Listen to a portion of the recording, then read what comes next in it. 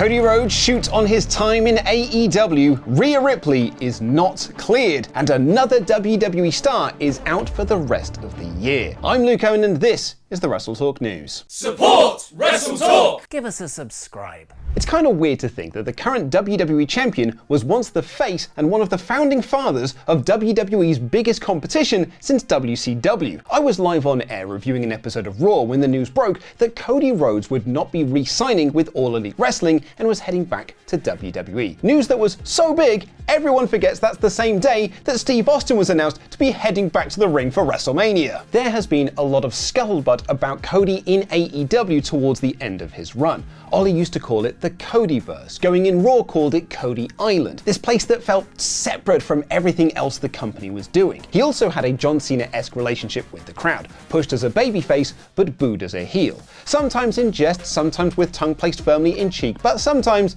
it was real. The fan backlash to the Cody Souls racism promo was very real. Cody returned to WWE for WrestleMania 38 to face Seth Rollins and quickly became the company's hottest babyface act. The actual opposite to John Cena in that he was pushed as a babyface and adored as a babyface. And he headed straight to the top of the card to main event 2 consecutive WrestleManias and win the WWE Championship in what could be argued as the best Mania main event of all time. His time in WWE has been so good that no one really asks anymore, well, what happened in AEW then? He told Variety a couple of years ago that money and creative control were among the reasons for leaving, but ultimately it was just time to move on. But in a new interview with Chris Van Vliet, Rhodes opened up a bit more about his time in All Elite Wrestling and gave some thoughts on a certain section of its fan base. He said, "I just remember AEW lovingly, and I also knew I was leaving. I knew it was a season. I knew this wasn't going to last, and I knew there was something greater for me out there." He compared his relationship with the AEW fans to the iconic line from Christopher Nolan's The Dark Knight: "You either die a hero or live long enough to see yourself become the villain," saying, "I'm not comparing myself to Batman, but there is a piece of it that's really important. To certain fans from the AEW fandom, they need the story to be, they didn't want me. They pushed me out. They need, he was bad. They need that story. They need me to be the villain." However, he remains proud of his time in AEW, talking about the original All In and the first Double or Nothing, and added, "Regardless of any petty squabbles, I will always have a love for it. I got to wrestle Brody Lee's final match. I got to lead people, young people behind the scenes. I will always have a love for it." And those petty squabbles might be in relation to the current AEW Tag Team Champions, the Young Bucks. But before we get into that, I would like to make an important and exciting announcement. I just want to thank everyone who has asked for Cutscene to come back, my video essay series about stories from movie productions. And I can now confirm that Cutscene is coming back this Friday. My first video will be about how Disney lied to you about Toy Story 2, and I'll be doing a live Instagram Q&A about it today, so head on over there and give me some cues for my A's. And if you're not sure what Cutscene is, here's a trailer from what I did last year where I focused specifically on video game movie adaptations.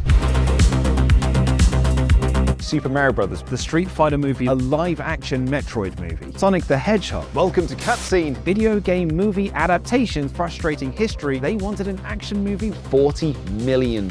Those designs for Toad. It was a disaster. It wasn't the version of the movie we were supposed to get. There's cocaine addiction, which was rampant. One shot to get a pitch that would seal him the deal. I hope that it does become a reality someday. Nintendo had no answers. What could possibly go wrong?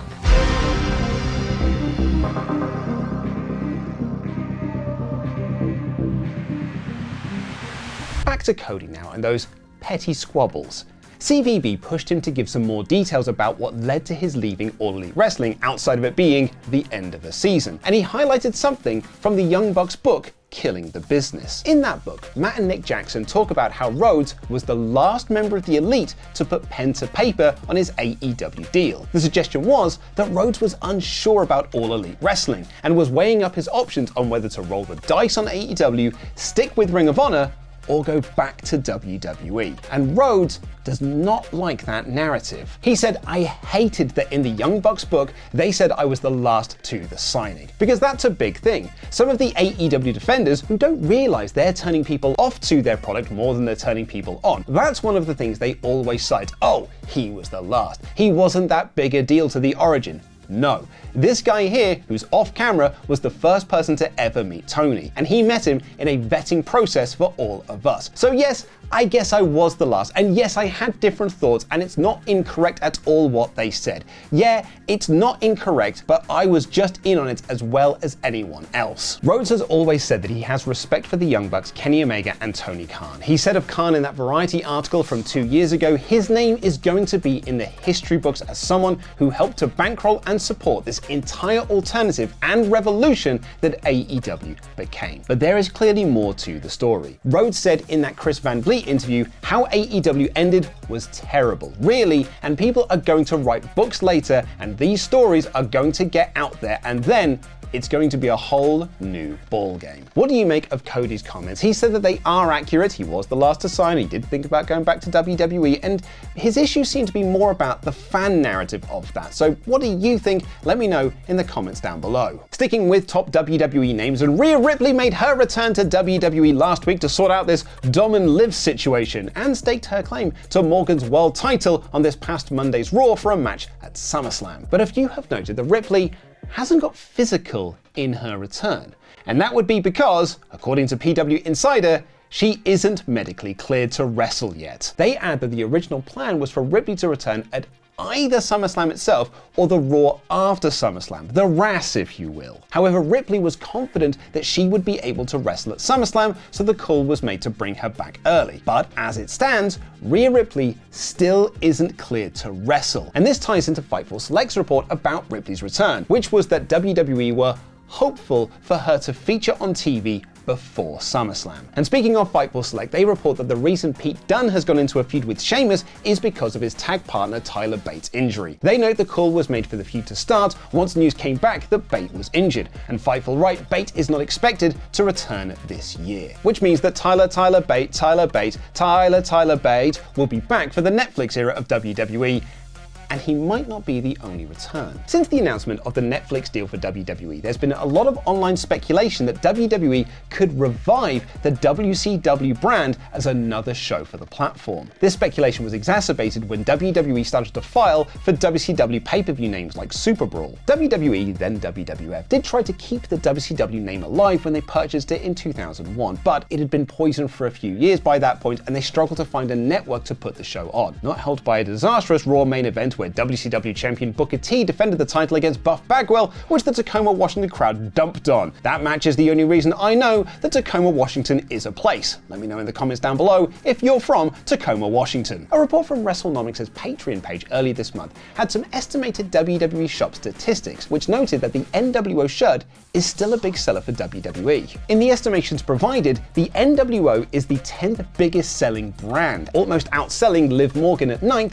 and Kevin Owens at 8th. The NWO shirt is the 10th best-selling shirt, only shortly falling behind Steve Austin's 316 shirt and the new Wyatt 6 t-shirt. And now Jeff Jarrett, the most famous member of the NWO, thinks this could be why WWE could possibly consider bringing back the brand. However, he added the reality is that we are 23 years removed from the brand being on television. The NWO still sells a boatload of merchandise, but WCW hasn't sold, to my knowledge, much of anything. A couple of retro shirts here and there or something to that effect. I just don't see a tremendous value there. Would you like to see a WCW revival, or do you think it will end up like their dreadful attempt to revive ECW in the mid-2000s? I actually made a whole video about who really killed WWECW, which is linked to in the video description. Perhaps WWE could care more for WCW than AEW does for Ring of Honor.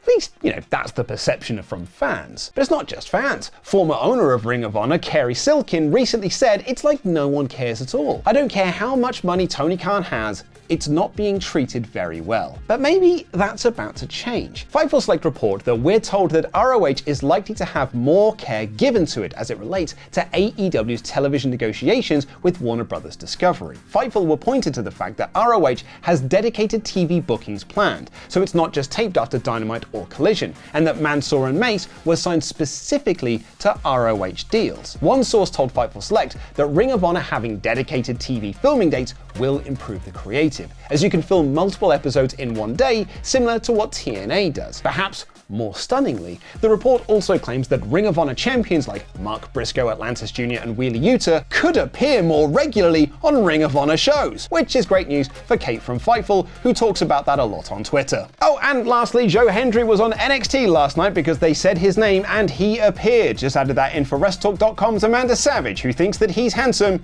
and she's not wrong. Now get ready for the relaunch of Cutscene by watching this episode where I talked about the original plans for the 1993 Super Mario Bros. Movie.